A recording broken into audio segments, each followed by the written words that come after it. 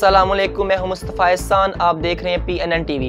आगे बढ़ने से पहले खबर शामिल करते हैं गुजरांवाला से, जहां chief traffic officer Mohammad Asif Siddiqui की हिदायत पर बद्दों की गुसाइयां में ट्रैफिक सेमिनार का इनअकाद किया गया और इस ट्रैफिक सेमिनार में शहरियों को ड्राइविंग लाइसेंस की अहमियत बारे आगाही दी गई। इस हवाले से मजीद बताएंगे हमारे नुमाइंदे आबिद मुगल। जी आबिद, बताइएगा इस ट्रैफिक सेमिनार के क्या अगराज व मकासद थे?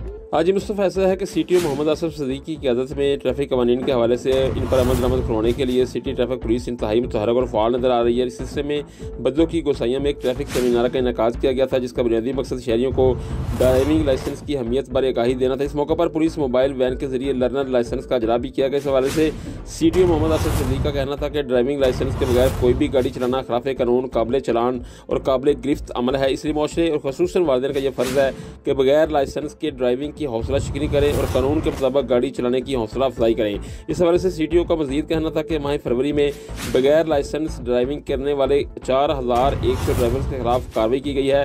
ट्रैफिक एजुकेशन विंग की टीम बारे बताते हुए इनका कहना था कि ट्रैफिक एजुकेशन विंग की टीम भी जगह जगह जाकर शहरियों को लाइसेंस की अहमियत और ज़रूरत बारे आगाही दे रही है और मुख्तलिफ मकामात पर शहरियों को लर्नर लाइसेंस भी जारी किए जा रहे हैं। जी, अब तक के लिए इतना ही। मजीद खबरों की तफसीलात जानने के लिए हमारी वेबसाइट विजिट करें PNNTV.online और रही हर खबर से बाखबर।